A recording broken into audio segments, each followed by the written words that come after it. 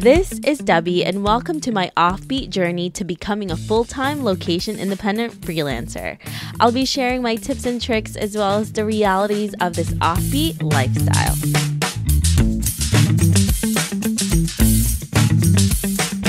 Hey everyone, welcome to another episode of My Offbeat Journey. Today is a really exciting topic for me. It's about embracing the lazy entrepreneur mindset. It's kind of a interesting way of thinking about this, being a lazy entrepreneur, because we always talk about working so hard at our business, at our everyday lives. As I've spoken to you before in the past, I've failed at several different businesses, failed so many different ways and so many different times. And I always thought that working more meant that I would be earning more money, I would be even more successful. Well, the opposite was actually true for the most part. Working hard doesn't necessarily mean you're going to succeed. And working less obviously does not mean that you're also going to succeed. It's lazy entrepreneurship is about knowing where to put your effort and your time in and working smarter, not necessarily harder. So instead of physically working on your business, maybe you're mentally working on your business. And I'm going to be telling you a few ways that I've been able to successfully embrace the lazy entrepreneurship mindset and lifestyle. We have to face the facts that, of course, you have to work hard in the beginning because you have to create these systems and you have to strategize how you're going to be able to keep your business going without it falling apart when you're not in it all the time. So making sure that you're creating a system for it. And it's also really hard turning down opportunities that may make you some money, but is not necessarily going to serve the purpose that you want for your business in the long run, because at the start you want to earn income.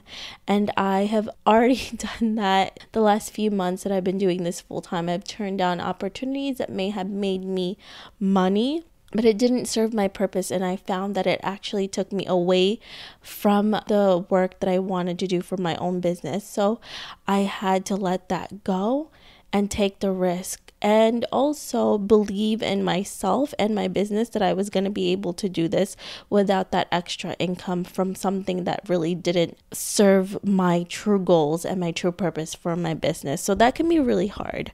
And another way that I've been embracing the lazy entrepreneurship mindset is I have been delegating as much as I can possibly give away and as much as I can possibly afford to different assistants that first are going to be able to do it better than me. Second, it's just so many tedious tasks that I have to do every day that I can't strategize to make my business grow if I kept doing it all by myself. So I learned that thinking about the bigger picture and not prioritizing those tiny little tasks that really can bombard you every single day has made me more focused, and my business has been growing even more because I have been doing that.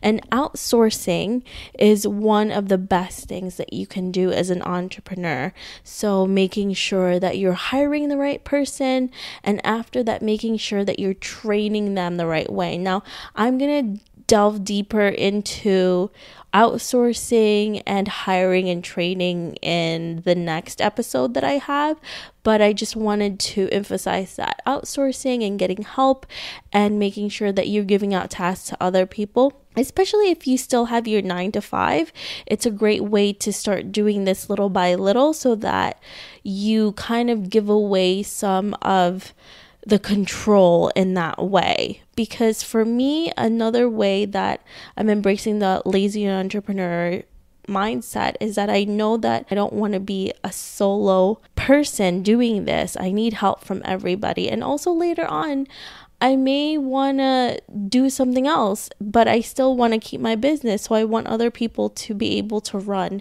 certain parts of my business. So I can go on vacation if I wanted to, or if I wanted to do something else, I can do that as well, and know that it's still going to keep running even without me in it.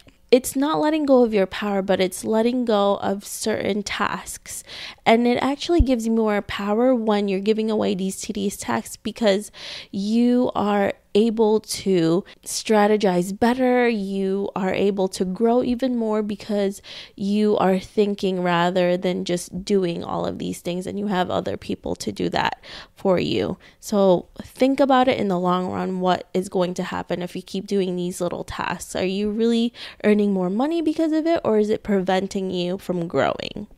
Another way to embrace the lazy entrepreneur lifestyle is getting out of your comfort zone. So working harder doesn't make you more money, but doing uncomfortable things will push you in the right direction, and it also will push you to find more opportunity. So the more you get out of your comfort zone, the more you'll be open to new possibilities that may not have be possible if you didn't push those boundaries. So asking for more money from your clients, going to different people who are successful in the business and asking them for help, or just get advice, or just getting out of that comfort zone, doing something different with your business strategy, doing something a little risky.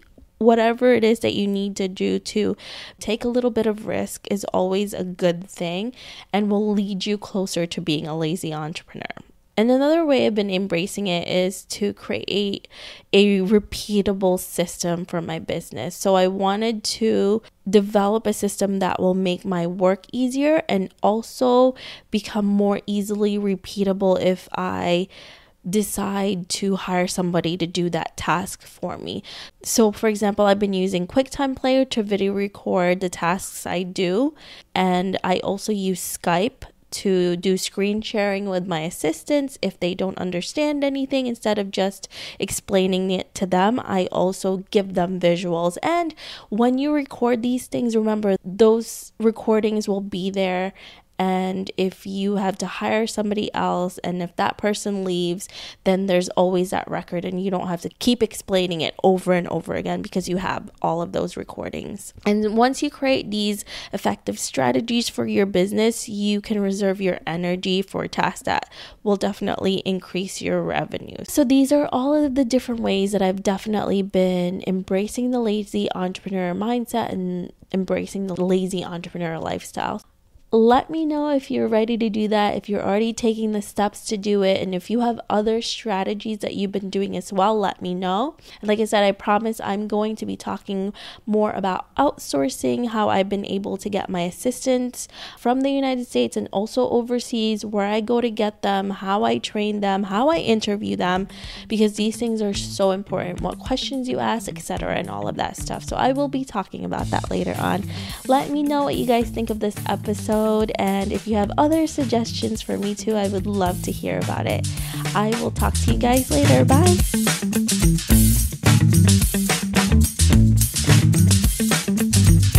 Hey Offbeat family, I really appreciate you listening to this episode. I would love to hear more from you and what you think of the podcast. Suggestions on guests, topics we can discuss, or maybe you just want to be friends. Why don't we chat some more on Facebook at The OB Life, or send me a message at hello@theoffbeatlife.com. I can't wait to hear from you.